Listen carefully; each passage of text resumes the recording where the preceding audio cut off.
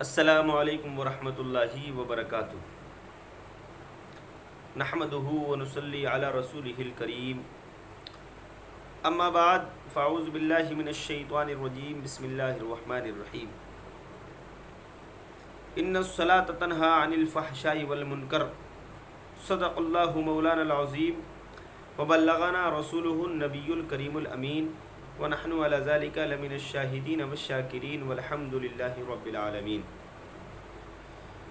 غوث اعظم بمنے بے سر و ساما مددے، قبل ایدی مددے، کعبہ امام مددے، بگرد بے بلا افتاد کشتی، مدد کن یا معین الدین چشتی، قادری امنارے یا غوث اعظم می زنم، دمز شیخ احمد رضا خان قطب عالم می زنم۔ تیری سرکار میں لاتا ہے رضا اس کو شفیع، تیری سرکار میں لاتا ہے رضا اس کو شفیع، جو میرا غوث ہے اور لاڈلا بیٹا تیرا۔ حضرات، ابھی میں نے جس آیت کریمہ کی تلاوت کا شرف حاصل کیا، اس کا ترجمہ بیان کرنے سے پہلے ہم سب مل کر ایک بار آقا نامدار، مدینے کے تاجدار جناب احمد مجتبی محمد مصطفیٰ صلی اللہ تعالیٰ علیہ وسلم کی بارگاہ میں درود و سلام کا نذرانہ عقیدت پیش کریں۔ پڑھیے بآواز بلند، اللہم صلی علی سیدنا و شفینا و حبیبنا و کریمنا و مولانا محمد مبارک وسلم، صلو علیہ الصلاۃ والسلام علیک یا رسول اللہ صلی اللہ تعالیٰ علیہ وسلم۔ ہے قول محمد قول خدا، ہے قول محمد قول خدا، فرمان نہ بدلا جائے گا، بدلے گا زمانہ لاکھ مگر قرآن نہ بدلا جائے گا، بدلے گا زمانہ لاکھ مگر قرآن نہ بدلا جائے گا۔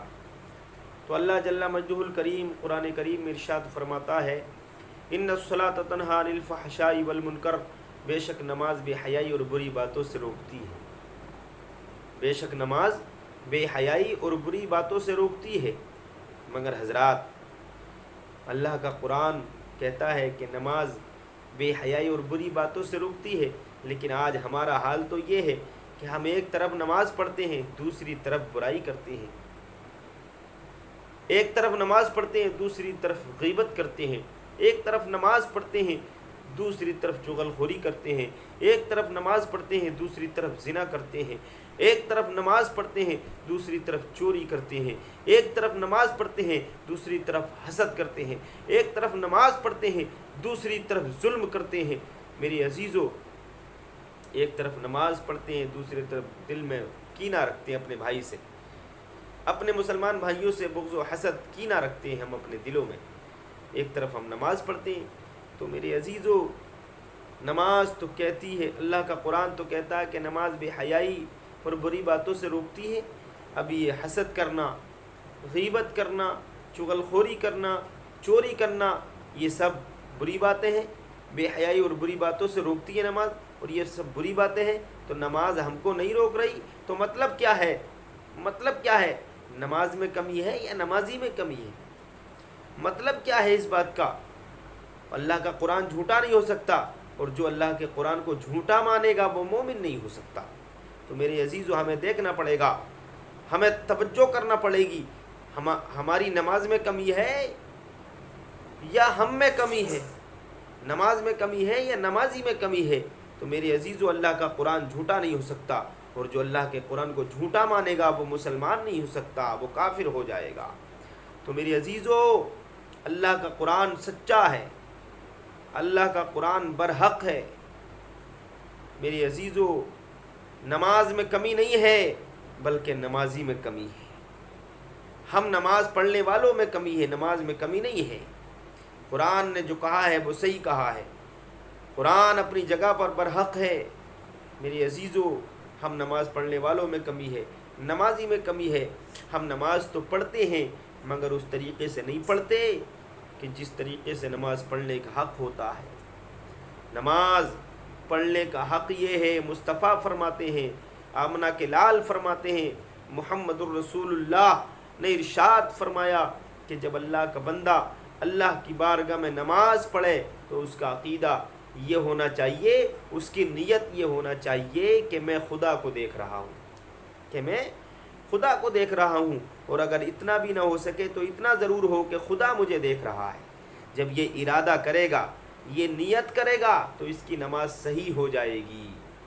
اور نماز جب پڑھتے ہوں تو نماز کا طریقہ ہمیں آنا چاہیے، نماز کا سلیقہ ہمیں آنا چاہیے کہ جب ہم نیت کریں تو اچھے طریقے سے کریں، قیام کریں تو قیام کے طریقے سے کریں، رکوع کریں تو رکوع کے طریقے سے کریں، سجدہ کریں تو سجدے کے طریقے سے کریں، قومہ کریں تو قومہ کے طریقے سے کریں، جلسہ کریں تو جلسے کے طریقے سے کریں۔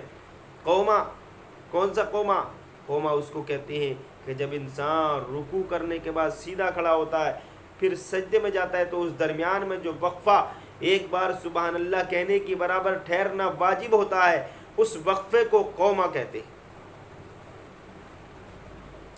اور جلسہ اس کو کہتے ہیں، یہ وہ جلسہ نہیں کہ جلسے ہوتے ہیں، تقریریں ہوتی ہیں، نعتیں ہوتی ہیں، منقبت ہوتی ہے، میرے عزیزو یہ وہ جلسہ نہیں، یہ وہ جلسہ ہے کہ جو ایک سجدہ کرنے کے بعد دوسرا سجدہ کیا جاتا ہے، جو درمیان میں ایک مرتبہ سبحان اللہ کی برابر وقفہ ہوتا ہے، اس کو جلسہ بولتے ہیں۔ دو سجدوں کے درمیان میں ایک بار سبحان اللہ کہنے کی برابر جو وقفہ لیا جاتا ہے، جو وقفہ کیا جاتا ہے، تو اس وقفے کا نام جلسہ ہے۔ تو میرے عزیزو ان باتوں کا ہمیں خیال رکھنا چاہیے، نماز کا طریقہ ہمیں آنا چاہیے، نماز سیکھنا چاہیے۔ اگر انسان صحیح طریقے سے نماز پڑھے، خضوع کے ساتھ، خشوع کے ساتھ، تو برائیوں سے دور ہو جائے گا۔ جب برائیوں سے دور ہو جائے گا تو اللہ تعالیٰ اس کو آخرت میں جنت میں اعلیٰ سے اعلیٰ مقام عطا فرمائے گا۔ آئیے ایک حدیث پاک ملاحظہ فرمائیں۔ بخاری شریف، مسلم شریف کی حدیث ہے۔ حضرت ابو ہریرہ اس حدیث پاک کے راوی ہیں، وہ بیان فرماتے ہیں کہ میرے آقا علیہ الصلوۃ والسلام نے ارشاد فرمایا صحابہ اکرام سے، اے میرے پیارے صحابہ، یہ بتاؤ اگر تم لوگوں میں سے کسی کے دروازے پر ایک نہر جاری ہو اور وہ روزانہ 5 مرتبہ اس میں غسل کرے، اگر کوئی انسان 5 مرتبہ اس نہر میں غسل کرے تو کیا اس کے بدن پر کچھ میل باقی رہ جائے گا؟ اگر کوئی انسان کسی کے دروازے پر ایک نہر جاری ہو اور وہ گھر والا، دروازے والا اس میں 5 مرتبہ غسل کرے، یا کوئی بھی انسان ایک دن میں 5 مرتبہ غسل کرے، تو کیا اس کے بدن پر کچھ میل باقی رہ جائے گا؟ اے میرے صحابہ، کیا وہ 5 مرتبہ اگر غسل کرے گا تو کیا اس کے بدن پر کچھ میل باقی رہ جائے گا؟ تو صحابہ اکرام نے عرض کیا، نہیں یا رسول اللہ، اس کے بدن پر کچھ بھی میل باقی نہ رہے گا۔ تو اللہ کے رسول نے ارشاد فرمایا، گنبد خضرا کے مکین آقا نے ارشاد فرمایا، جس طریقے سے 5 مرتبہ کہ نہانے والے کے بدن سے میل جھڑ جاتا ہے، 5 مرتبہ نہانے والا اپنے میل سے پاک ہو جاتا ہے، اسی طریقے سے 5 مرتبہ اللہ کی بارگاہ میں نماز پڑھنے والا اپنے گناہوں سے پاک ہو جاتا ہے، اپنے گناہوں سے پاک ہو جاتا ہے، اللہ تعالیٰ اس کے گناہوں کو مٹا دیتا ہے۔ جو 5 مرتبہ اللہ کی بارگاہ میں نماز پڑھتا ہے تو اللہ تعالیٰ نماز کی برکت سے اس کے گناہوں کو مٹا دیتا ہے، اس کو پاک اور صاف فرما دیتا ہے۔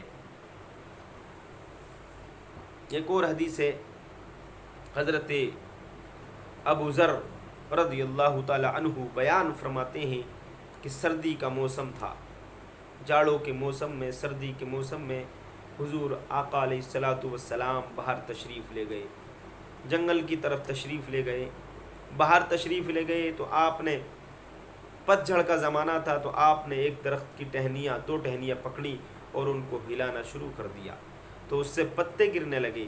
آپ نے فرمایا، اے ابو ذر، تو ابو ذر فرماتے ہیں میں نے عرض کی، حاضر ہوں یا رسول اللہ۔